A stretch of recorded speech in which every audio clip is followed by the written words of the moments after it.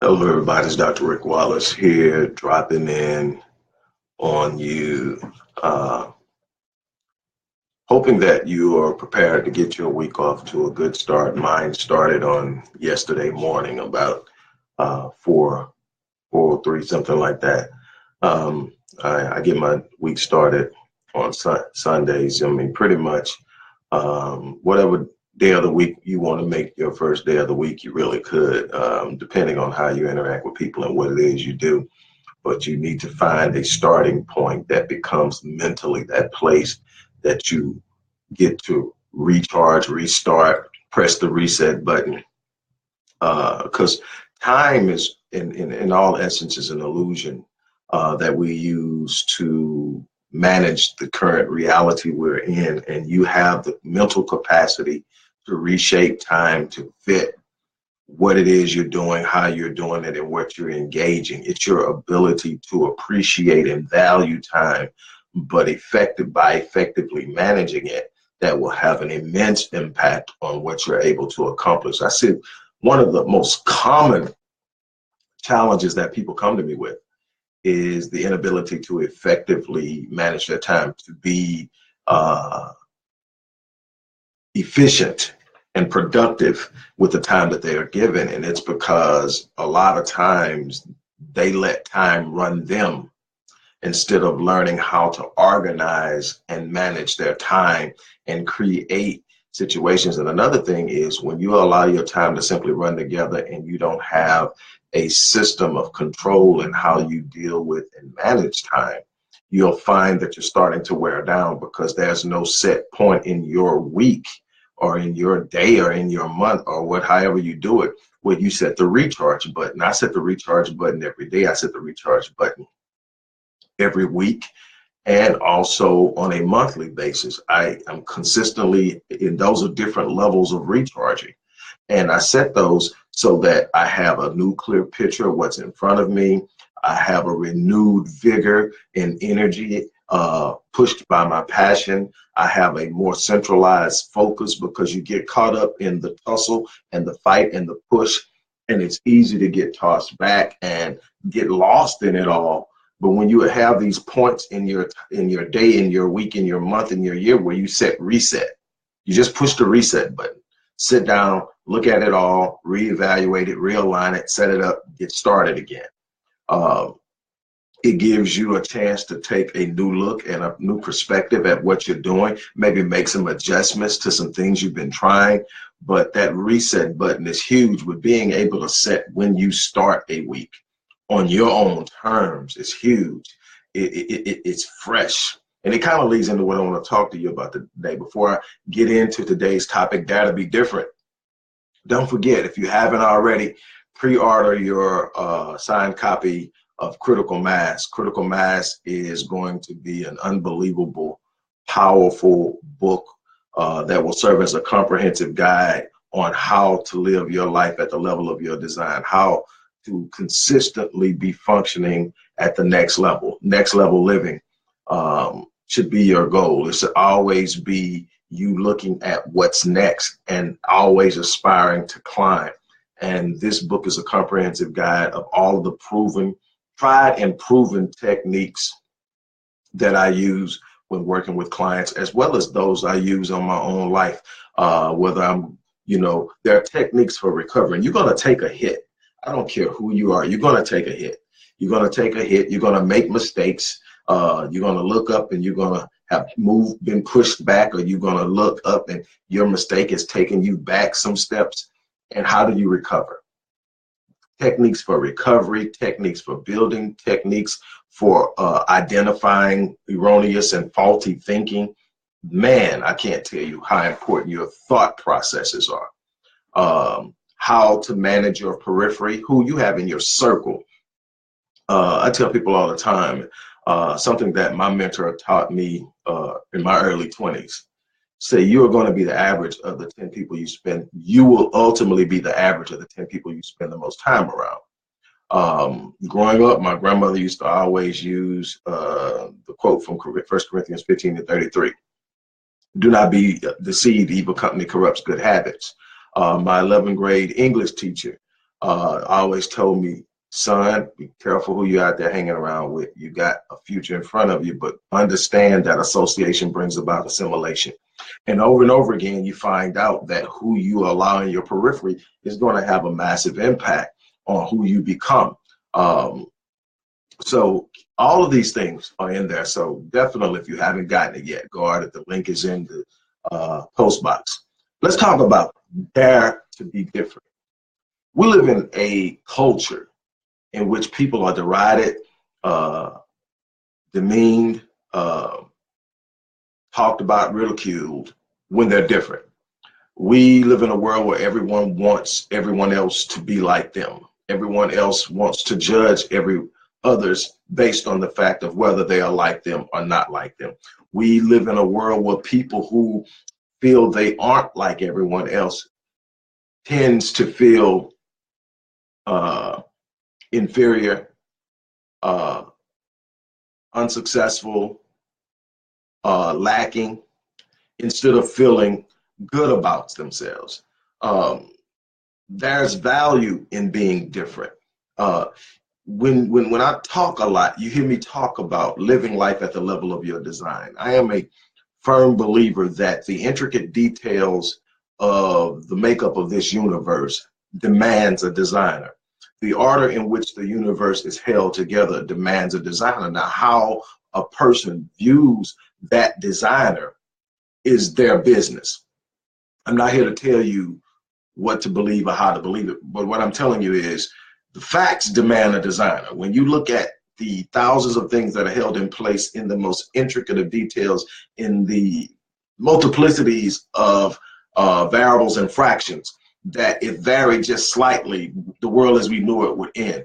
And yet it's held into place. Something as simple, but yet as infinitely complex as the human eye.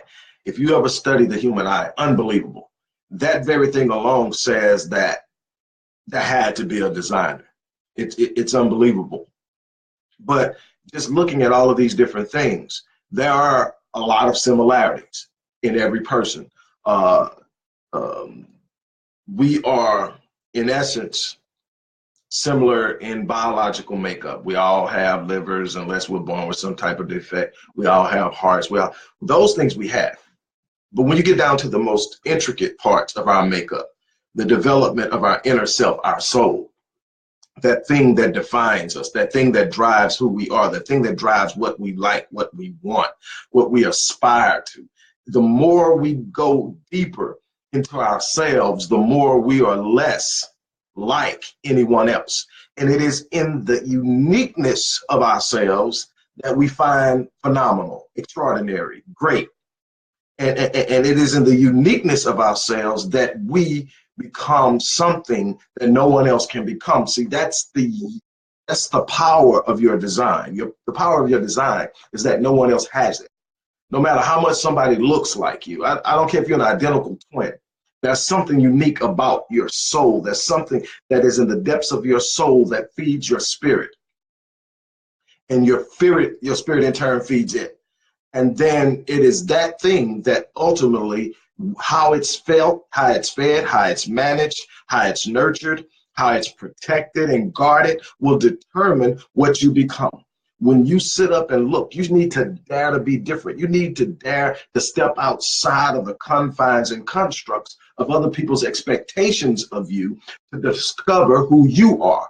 That's one of the things we struggle with, is that we are constantly trying to be like someone else. We're constantly attempting to satisfy the demand of everyone around us to fall in line, that we never truly examine the massive potential in our own design. We want to do what everyone else is doing, but the thing is, when you examine and look at the world around you, you find a bunch of people in a crowded space of mediocrity. The very nature of the word average means that the vast majority of the people are in that space. And so in being average, you have acquiesced to a definition of who you are given to you by someone who probably never really took the time to get to know you, because anyone who takes the time to get to know you will start to discover there's something different about you. That's what makes you attractive. That's what makes you exceptional. That's what separates you from average. But as long as you're trying to satisfy this need that was created in you at an early age of being what everybody else is, doing what everybody else does, you're going to always find yourself lacking in a sense of value, worth, importance, effectiveness, productivity, because you are trying to function on a plane that doesn't necessarily connect to who you are as an individual. You're trying to do things and respond to things based on what someone else is demanding of you, instead of what your passion is demanding on you, based on what your inner man, inner woman, inner self is telling you you are and why you were created. I tell people all the time, if you want to know your purpose, take the time to sit down for a moment and examine your design.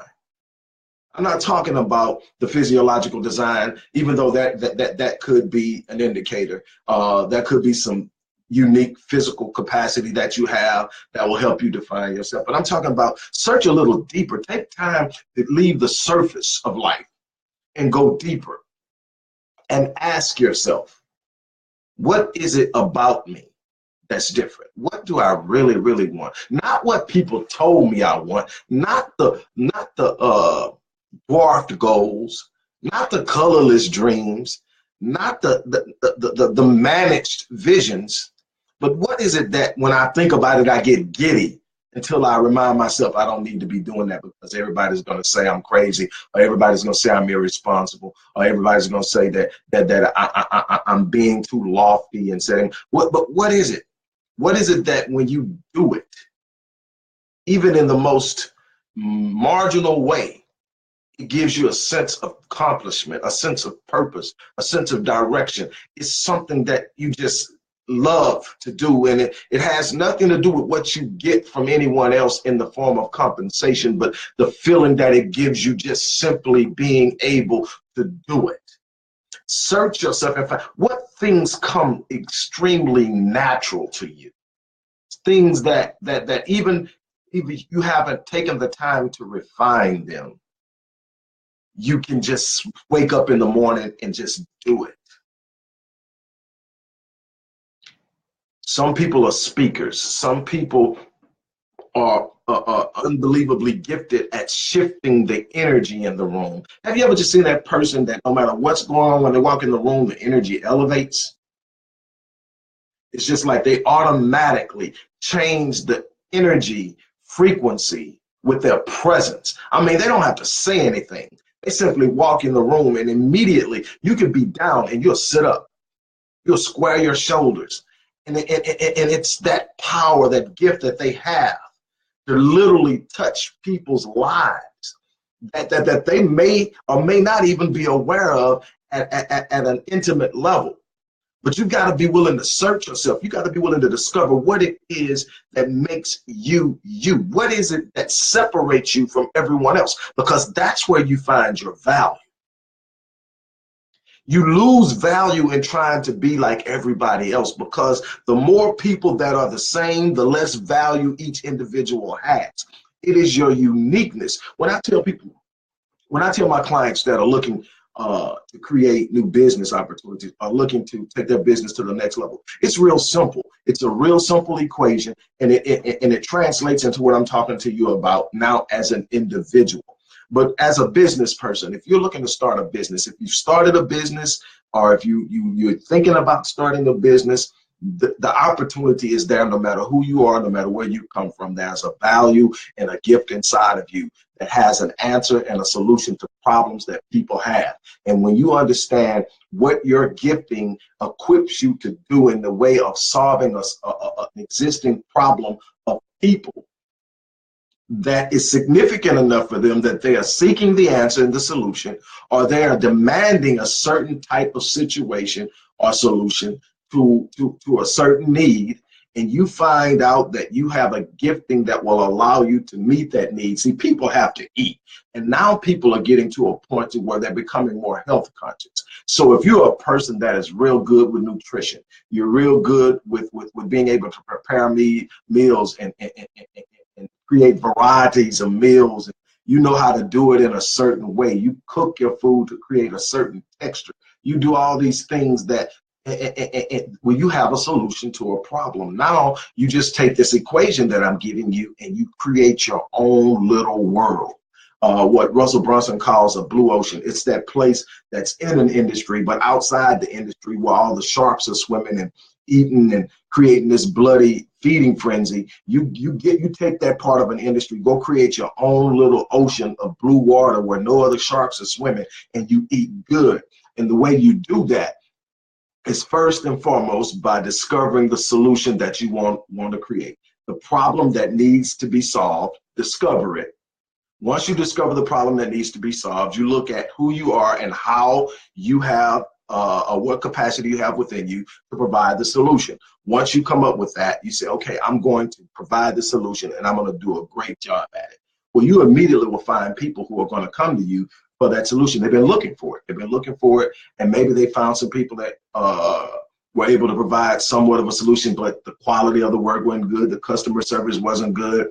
It wasn't done exactly the way they wanted it to. And so you come out and you provide it in a way that is immediately distinct from everyone else. Why? Because you create it from your inner self. You don't go out, you may look at models, study models, find out what's going on, but you're going to come at this thing from inside. You're not going to come at it from the outside. You're going to create this opportunity from the inside. You're going to say, okay, this is a problem. How do I solve it? Not how has everyone else approached it. You can study everyone else, but you want to know, okay, that's how they've been doing it. How can I do it differently through the giftings that I naturally have inside of me? Now, this may call for you to go out and refine your gifts. You may have to go get special training for something. You may have to take some time and develop some experience areas. There are a lot of times that we're going to start out to do something, and we're not going to have all the hows. The first thing you do is commit to doing it, and then you let Providence catch up with you. If you're sitting there and you're waiting on Providence to show you every step of the way what you're going to do, you will always be waiting. That's one of the leading causes of procrastination, is waiting on the perfect opportunity with all the answers. It does not exist. You create a commitment. You decide within yourself that I'm absolutely going to do this. I'm committed to it 100%. I don't even have a clue how, but I'm going to make it happen. When you determine that you're going to do it, the how starts to work itself out. That's the universe acting on your behalf, conspiring on your behalf, working with you. It's responding to the faith that you just exhibited in the decision that you've made that you're going to do it. And now that you've made that decision and you step out in it, Providence moves. So the first step is to decide what solution is necessary or needed based on an existing problem. Now you've created the solution. The next step is to provide that solution at the highest level possible. You want to provide something that has quality, something that has value.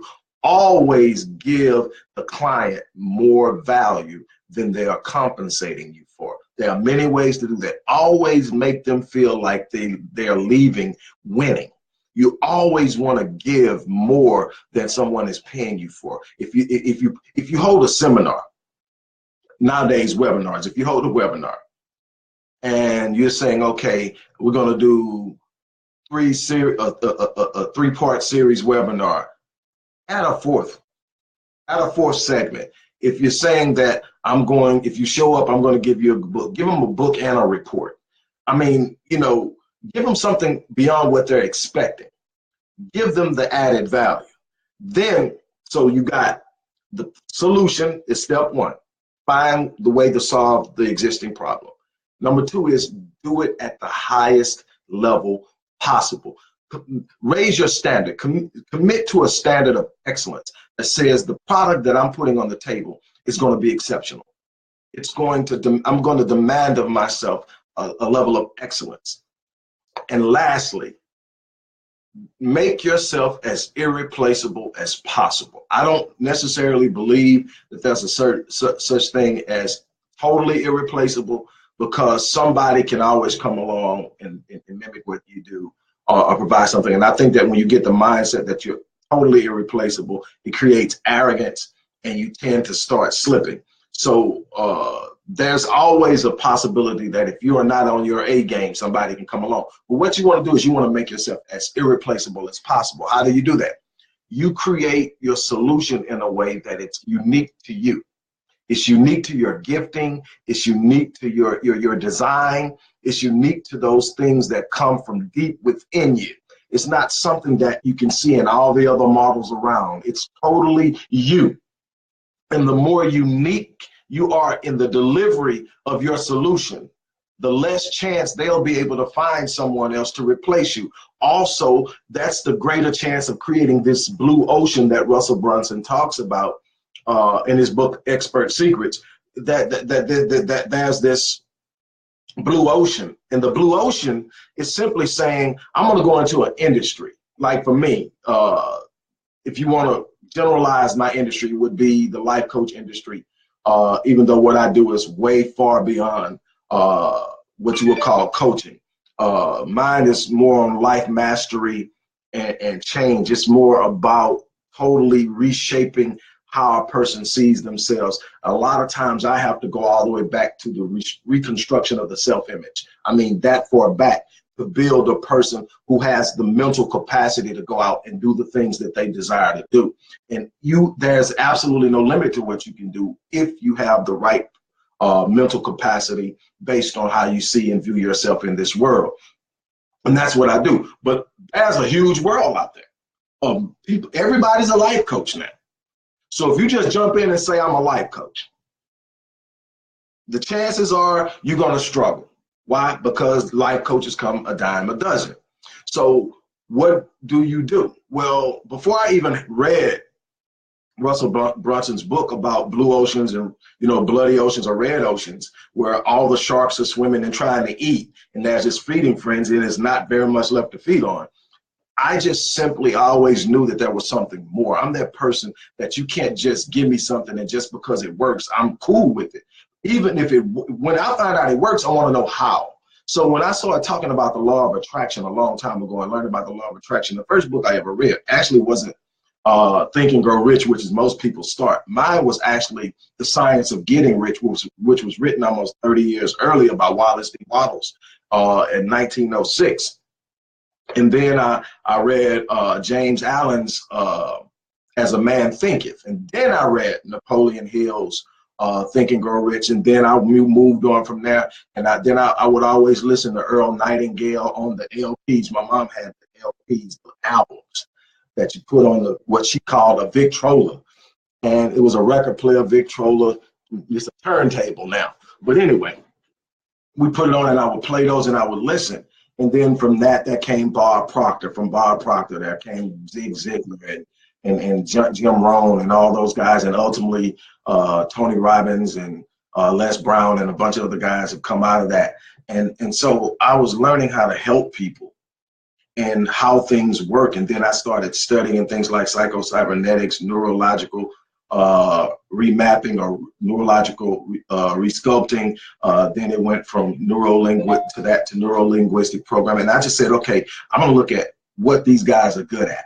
And then I'm going to find out how I'm able to take all that and incorporate it into one thing. So I'd sit up and say, okay, I'm just going to find everything, take the time. And it's taken a long time to really just master it and refine it and build it. And I'm going to, along the way, work with people. And I'm going to develop a reputation of being able to bring people from one place to another place and do it consistently. And what I did is I found everything that was proven to work, everything that operated like a law. If you applied it and you used it and you reached, okay. And then I use my natural gifts. I have a natural gift to communicate. I have a natural gift to talk to people. I have a natural gift to get people open up to me in order to find things. Because when people become guarded, they literally guard the things that you're trying to identify. So they'll hide them, and it becomes an inhibiting factor in you helping them.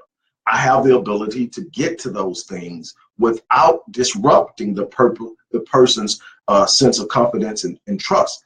And so that's what I used. And I developed this own unique way of dealing with people that I call visionetics. And that led to the opening of the Visionetics Institute, and now moving on to a phase within the Institute called Critical Mass. And that's getting people to this ultimate place. But it all started with wanting to provide a solution. People having ideas and dreams and visions and hopes for their lives that they felt were impossible. And being able to come into their lives and show them not only is it possible, but you're built for it. Not only is it possible, but you can do greater things than what you're looking at. You can do unbelievably exceptional things than what you're hoping for now. There's no limit. The only limits that you have in your life are the ones you accept with your mind. And once you accept them with your mind, you'll find just how powerful your mind is. My thing is to unleash the mind. I absolutely love the idea of walking into somebody's life who has these limiting beliefs and unleashing their mind, opening their mind up to what's possible in the world that they have the capacity to create. And so, but that comes from my willingness to be different. That comes from my willingness to take things from others, but while still serving my design. There's nothing more to me that could be a greater failure than to fail at the fulfillment of your design. No matter how you see the designer, the Almighty, God, the universe, this thing that brought this unbelievable thing into order, into the most minute level. If I have a design, that means I have a purpose. No one designs something without the design having a purpose. Well, if I have a design, I have a purpose. And if I don't fulfill the design, I don't fulfill the purpose. If I don't fulfill the purpose, I failed my design. And to me, that's the ultimate failure. When you fail to actualize the full potential of your design, when you fail to operate in the uniqueness of who you are, when you choose to meander through the maze of mediocrity because that's where everyone else is hanging out at, that's where you truly fail in life, because you choose a road that's heavily traveled. Open up your mind to the possibilities of what's out there. Look at some of the things that you have seen other people do, and you look and go and say to yourself, I wish I could. The truth of the matter is you can. The question isn't whether or not you can. The question is, are you committed enough to make the necessary changes in your life to become what you need to become in order to do it? See, it's not what you want, it's who you are. It's not what you say you want, it's what you're willing to become that will determine what you're able to do. Are you willing to raise your standards? Are you willing to be more committed? Are you willing to get up 2 hours earlier every day, go to sleep an hour later every night? Are you willing to sit up and let go of a lot of these things that are frivolous things that you consider a part of your life that are basically just taking up your time? Are you willing to commit a certain part of your future to really being dedicated to becoming the beast that you're capable of becoming? See, that's the question. It's not whether or not you can, it's whether or not you have the commitment to go the distance. That's going to determine. Are you willing to be different? Or are you so caught up in what others think about you that you sit up and you acquiesce to the demands of mediocrity and average, and you relinquish the idea of greatness, or of exceptional, of extraordinary, of phenomenal? What is it that you are willing to commit to? Are you willing to take on disappointment? Are you willing to take on frustration? Are you willing to take on these little micro failures that literally lead you down the pathway to success? Are you willing to take the ridicule? Are you willing to take all of the naysayers whispering behind your back? Are you willing to go through that process of delay? I tell people all the time, most people quit right before the breakthrough. Most people get to a point in which they were making progress and then they experienced this delay. And they start to believe that delay means denial. And that's wrapped up in this erroneous concept that anything good would be withheld from one by the Creator. And that's not how it works. There's no good thing that will be withheld. But you've got to be willing to put in the work. You've got to be willing to fight. You've got to be willing to stand. You've got to be willing to take on a mindset that I will not relent. I will not turn around. No surrender, no retreat. I'm not going to give up. That is not a part of my makeup. I can't quit. I refuse to quit. So what happens is we like to blame God when we get to points where it doesn't happen how we want it to happen, when we want it to happen, on the terms we set. Instead of saying, you know what, I started it, I'm going to finish. And absolutely nothing is going to stand in my way. Now, I'm going to take some bumps and some bruises. I'm going to get knocked down. I'm going to make some poor choices and decisions. I'm going to upset some people. And I'll do the best I can to make amends for the wrongs that I do along the way. But what I will not do is mortgage my future to pay for my past. What I will not do is sit up and allow other people to define me. What I will not do is shrink back into the place of average and mediocrity in order to make other people feel comfortable. What I will not do is relent on the effort and the push and the passion to fulfill the totality of my design. I will not be that person. I will be the person that dies on E. I will be the person that when I leave this place, I will leave no book unwritten, no lecture unspoken, no life untouched. Whatever my potential and my design demands of me, I'm going to give it all. And when you start to live your life like that, when you dare to be different, when you dare to raise the standard of your living, you're going to find you're living and operating in rare air. You're going to find out that you're operating in rare air. That's where you want to operate at. You know, we have a tendency to talk about majestic birds and other animals and things and different things we like about them. And the one thing that we talk about with the eagle, see, the eagle is the bird that's able to get to heights that no other bird can get to. But what we don't look at is the challenges that the eagle goes through to get there. Number one is, in order to get to those heights, the eagle consistently moves against resistance. You can't gain height flying with the wind. You got to be willing to fly against the wind. While everybody else is going that way, you got to be willing to go this way. Not simply out of being contrary, but in a sense of understanding that with an understanding, let me explain something to you. If you don't hear anything else, hear this. There has to be an understanding that if the vast majority of the people are going there and the vast majority of the people make them average, meaning they're not excelling, then why are you going in the direction of those who are living an average life? Why are you going in the direction of those who have settled down in the mire of mediocrity? You got to be moving in a way where it's rare air, where it's real open. Why? Because it's the place that few people will tread.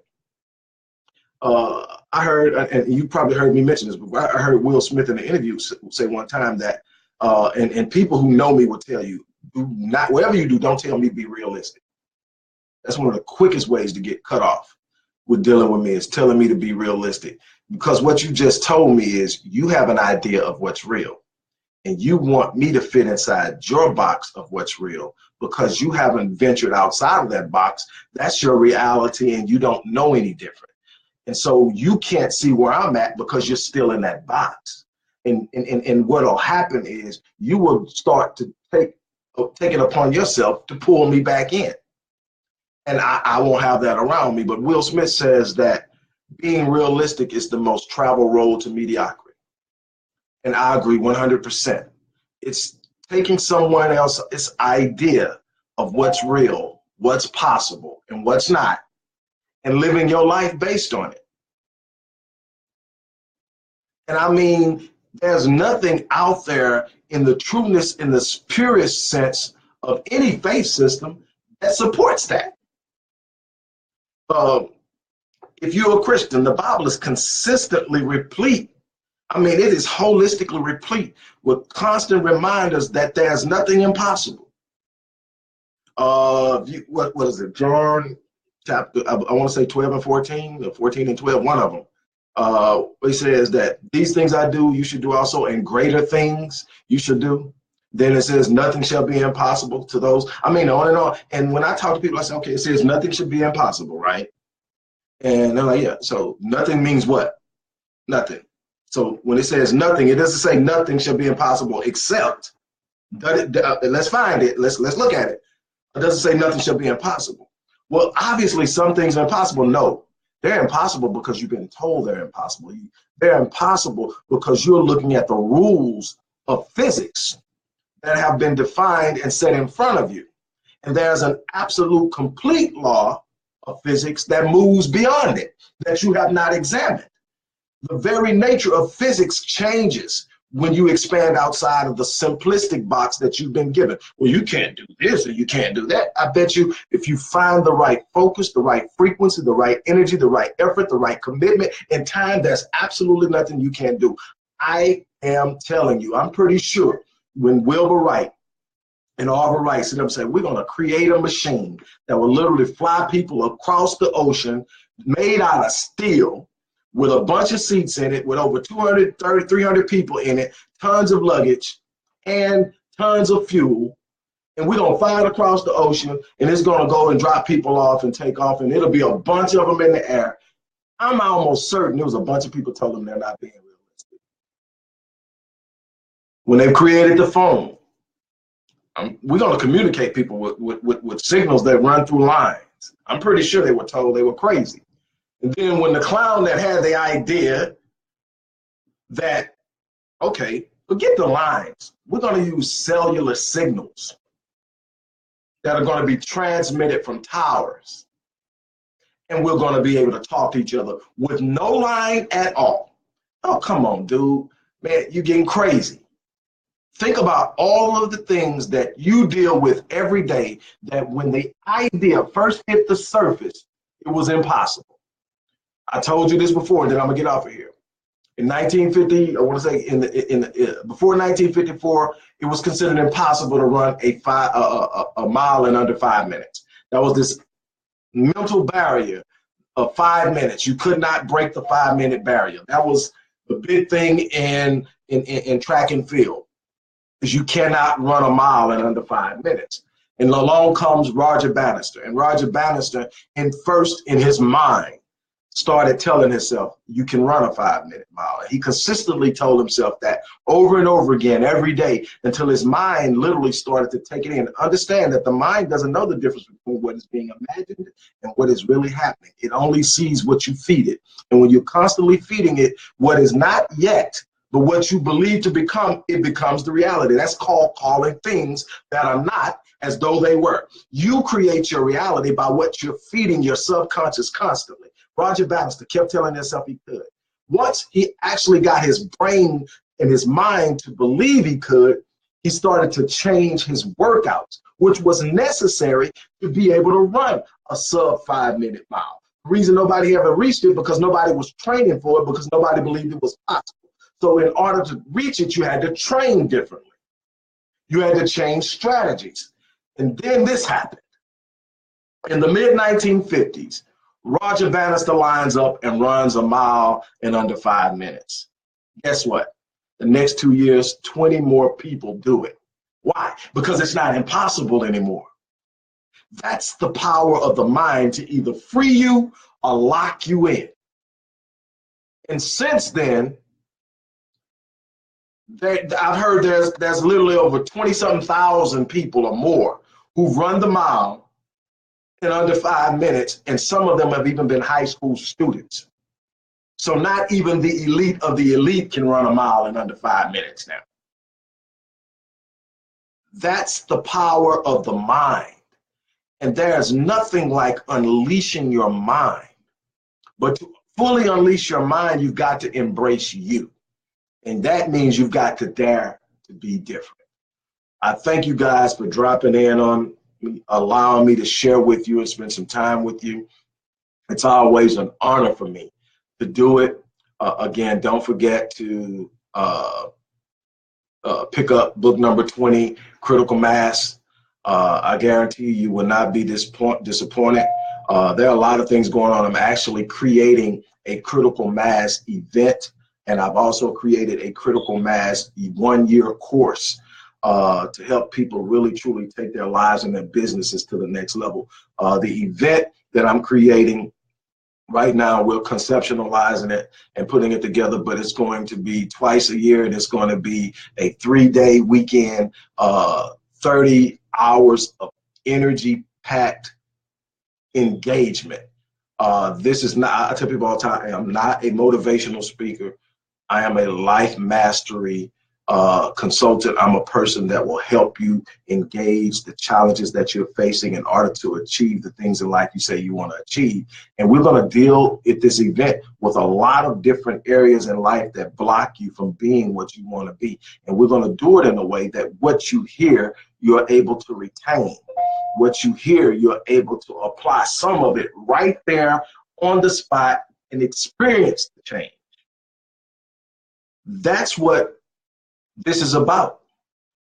This is about becoming better to make other people better. If you are not in a situation where the people around you are getting better because you're there, then you should be visiting what you need to do to elevate your level of living. I absolutely live for the moment of being able to walk into somebody's life who has these limiting beliefs and unleash their mind. That is the most vigorating rush you can ever experience. At least for me, because that's what I'm designed and built for. Every person is different. Remember, you've got to learn how you are designed to contribute to the betterment of the world. The world should be a better place when you leave it. The world should be a better place when you leave it, and you should make such an impact that you leave a legacy, that people know you were here. See, we've been trained to be small. We've been trained to pretend, even when we know that we're gifted. Because false humility says, I shouldn't speak of. And I'm like, okay, where do you get it from? Because the divine humility and where your particular belief in it came from. And like Christians, you know, you shouldn't talk. Wait, but hold on a second, man. You can't read the Bible unless you're going to miss Paul, you're going to miss David, you're going to okay, Paul says, what did he say? I'm an apostle's apostle. He talked about how he was called, who he was. That's not a lack of humility. That's the confidence of understanding your design and your purpose. Because if you don't have confidence in your design and in your purpose, people will come along and talk you out of it. They will come along and tell you that ain't what you're supposed to be doing. You're really not that good at it. I don't know why you're trying it.